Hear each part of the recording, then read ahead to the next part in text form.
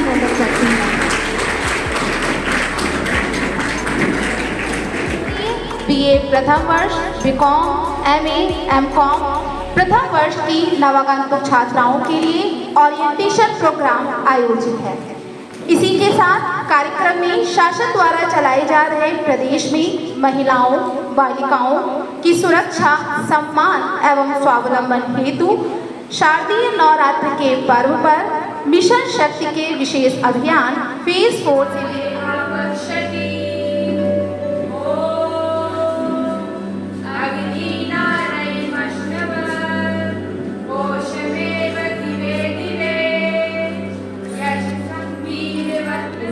हमारी आदरणीय प्राचार्य महोदया और महाविद्यालय में प्रोक्टर सभी ने मिलकर के एक पॉजिटिव सकारात्मक ऊर्जा का यहाँ पर आप देख रहे हैं वातावरण बन चुका है। इसी क्रम में आगे सरस्वती वंदना के लिए हमारी छात्राएं कुमारी सानिया, कुमारी रिया, कुमारी प्रियांशी, कुमारी अर्चिता, कुमारी आराध्या, क्योंकि सरस्वती विद्या की देवी है।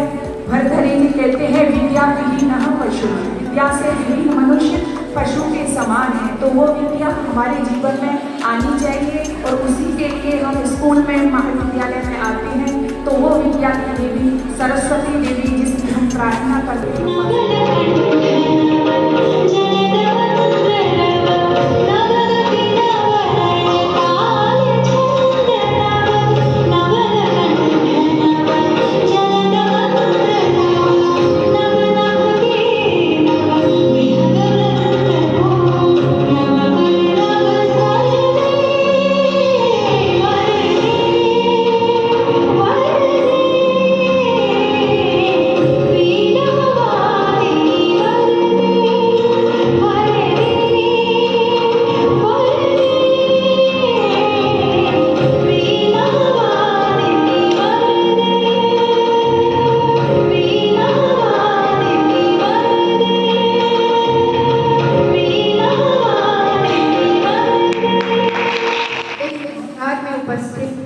इस महाविद्यालय परिवार के हर सदस्य को सुप्रभात एवं हमारी नई छात्राओं के लिए सुस्वागत। एक बार जोरदार तालियों के साथ हम महाविद्यालय में उनका स्वागत करते हैं। जो नई छात्राएं हैं उनके लिए मैं सिर्फ ये कहना चाहूँगी कि हम बहुत ही गौरवान्वित महसूस कर रहे हैं कि आप हमारे महाविद्यालय में आए हैं और इसी तरह से आप भी बहुत ही भाग्यशाली हैं कि आप इस महाविद्यालय के साथ जुड़ रहे हैं। आप सबको पता चला होगा कि कल हमारे महाविद्यालय के संस्थापक सेठ कन्वरलाल जी का जन्म दिवस था और भाग्यशाली मैं इसलिए कह रही हूँ क्योंकि जिस सभागार में हम सब इस वक्त मौजूद हैं, ये पूरा परिसर जिसकी नींव रखी थी वो ऐसे कर्मयोगी थे, उनकी वजह से ही आज हम सब, मैं, आप, हमारी सारी शिक्षिकाएं, सारे कर्मचारी अपने आप को गौरवान्वित महसूस करते हैं कि हम उनके जो भी उनके सपने थे, जो भी उनकी आकांक्षाएं थी, जो उन्होंने स्वप्न देखा था 1969 में ये महाविद्यालय की स्थापना हुई थी, उन्होंने उस वक्त महिलाओं की शिक्षाओं के बारे में सोचा था। तो आप सोचिए हम कितने भाग्यशाली हैं एज टीचर्स और एज स्टूडेंट्स। आप भी इस कड़ी में आज जुड़ेंगी क्योंकि आज के कार्यक्रम का उद्देश्य क्या है? It is an orientation program. आज आपका फॉर्मल वेलकम हो रहा है और इस उद्देश्य के साथ हो रहा है कि आप महाविद्यालय में और क्या क्या चीज़ें होती हैं, क्योंकि ये महाविद्यालय प्रतिबद्ध है आपको उच्चतम गुणवत्ता वाली शिक्षा देने के लिए, लेकिन ये महाविद्यालय बाकी महाविद्यालयों से अलग है। तो वो अलग क्यों है उसके बारे में आज आपको उस विस्तृत जानकारी मिलेगी। एक बार जोरदार तालियां हमारी शिक्षिकाओं के लिए इस कार्यक्रम को चला रही हैं। हमारे कार्यक्रम क्या है? There are 7 S's that you started in the college. One is सुस्वागतम, जो आज का कार्यक्रम है, और जब आज आप शाम को घर जाएंगे तो आपको बहुत ही खुशी होगी क्योंकि आज आप बहुत कुछ सीख कर जाएंगे। उसके बाद है संवाद। थोड़े दिन बाद एक कार्यक्रम होगा संवाद, जो कहीं भी नहीं होता। प्राचार्य, शिक्षिका, सारे कर्मचारी और सारी छात्राएं एक साथ एक मंच पर होती हैं और प्राचार्य सबकी, आप छात्राओं की जो भी समस्याएं हैं वो सुनती हैं और उनका तभी का तभी उनका निवारण किया जाता है और जो समस्या नहीं हो सकती तो ये सुनिश्चित किया जाता है कि उनका निवारण हो सके। उसके बाद हमारा एक कार्यक्रम होता है सुदीक्षा। सुदीक्षा एक ऐसा कार्यक्रम है जिसमें आपका जो भी ऑलराउंड डेवलपमेंट जितने महाविद्यालय में आने के बाद जो होता है उसके लिए कार्यक्रम होता है जिसमें आप अपना टैलेंट दिखा सकते हैं। यहाँ पर स्किल डेवलपमेंट प्रोग्राम्स शुरू हो रखे हैं हमारे कॉलेज में। मुझे लगता है विश्वविद्यालय में सबसे ज़्यादा स्किल डेवलपमेंट किसी कॉलेज में होते हैं तो वो इसी महाविद्यालय में होते हैं। और आप शिक्षा के साथ कौशल रोजगार के लिए भी हम आपको उत्साहित करते हैं कि आप जो आपने प्रोडक्ट्स बनाए हैं उनको आप एग्जीबिशन में हम आपसे खरीद। इसके बाद एक कार्यक्रम होता है सानिध्य, जो किसी भी महाविद्यालय में नहीं होता है। सानिध्य क्या है? एक पेरेंट टीचर्स मीटिंग कार्यक्रम होता है जो सिर्फ स्कूल लेवल तक आपने सुना होगा, लेकिन हम गर्व से इस कार्यक्रम का आयोजन करते हैं जिसमें सब छात्राओं के पेरेंट्स से टीचर्स बात करती हैं, एक इंटरेक्शन होता है जिससे कि माता पिता भी जान पाए कि उनकी छात्राएं क्या सीख रही हैं, क्या कमी है। ऐसी शिक्षिका उनको बारे में बताती हैं। तो इससे क्या होता है, क्योंकि हमारा महाविद्यालय का जो एक उद्देश्य क्या है, शिक्षा के साथ साथ आपको आत्मविश्वासी बनाना है, ऑलराउंड डेवलपमेंट करना है। तो इसके लिए ऐसे ऐसे कार्यक्रम आयोजित किए जाते हैं। उसके बाद एक कार्यक्रम होता है हमारा बहुत ही इम्पोर्टेंट है, सुता सहयोग। हमारे महाविद्यालय में बहुत सारी छात्राएं ऐसी आती हैं जिनके घर की आर्थिक स्थिति बहुत अच्छी नहीं है। तो आपको बताना चाहूँगी, आप लोगों को घबराने की जरूरत नहीं है। आप निसंकोच जब भी आपको लगता है कि आपको आर्थिक कोई तंगी हो रही है तो आप आकर, जो कमेटी है अभी आपको पता चलेगा कौन उसकी कन्वीनर है, आप उनके पास विधिवत जाके एप्लीकेशन दे सकती हैं और उसका लाभ उठा सकती हैं।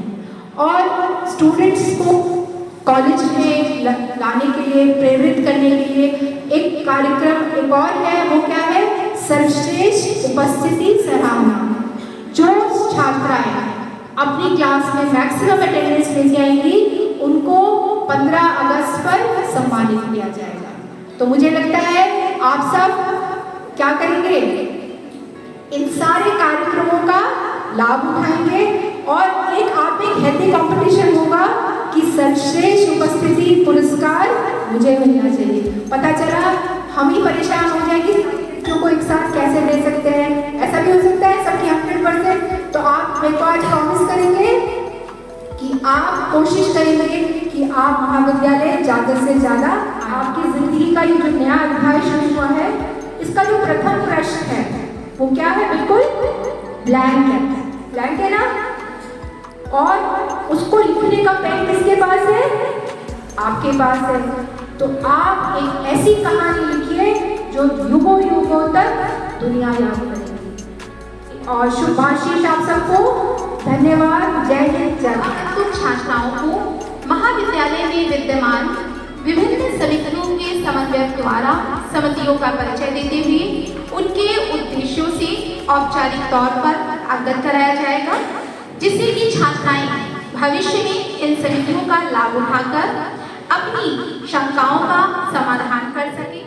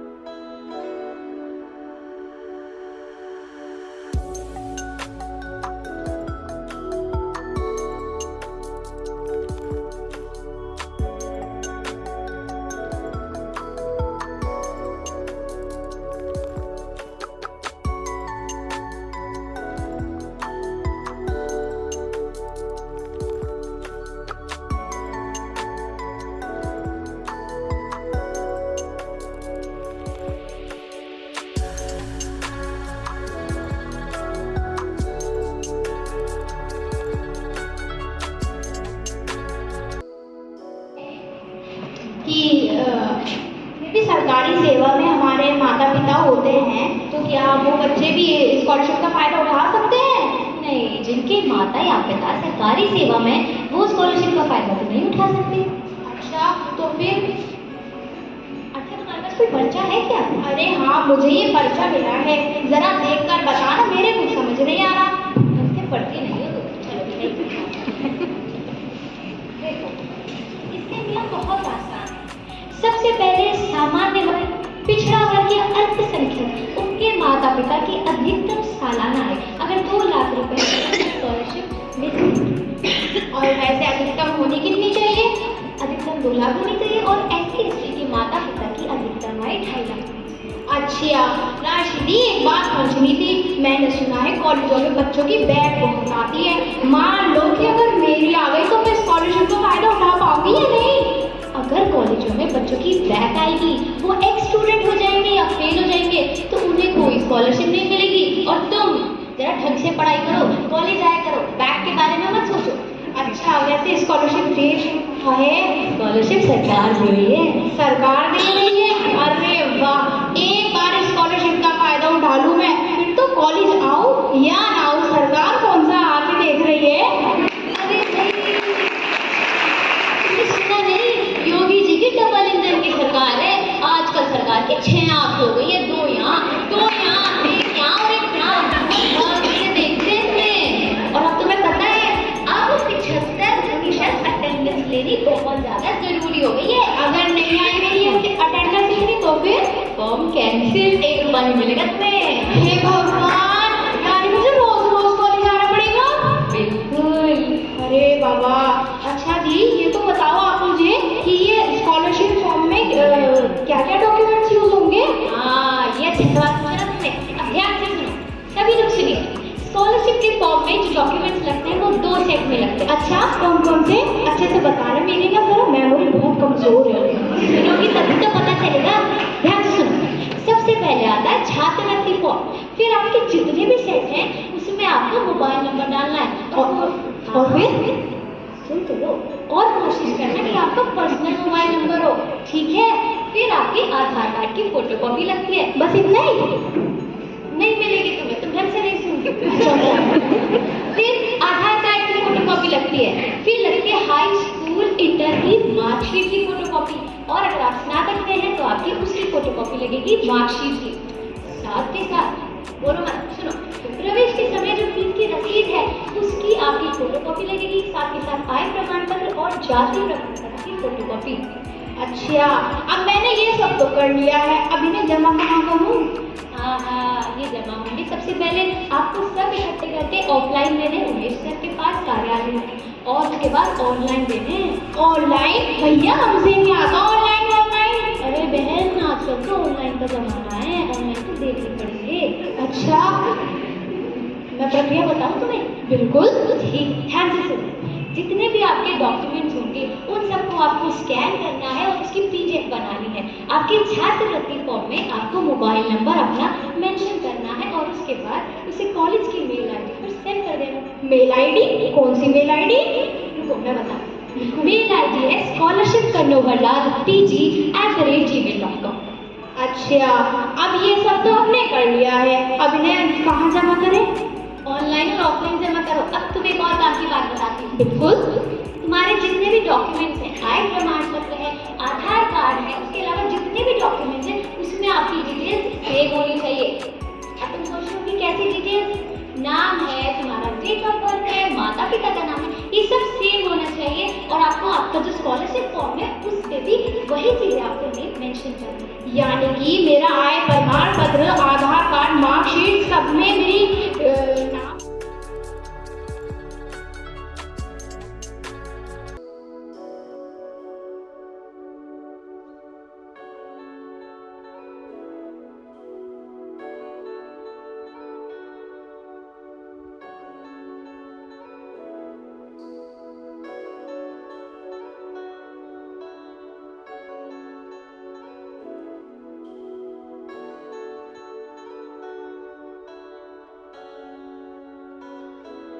Believe in yourself before you believe in God.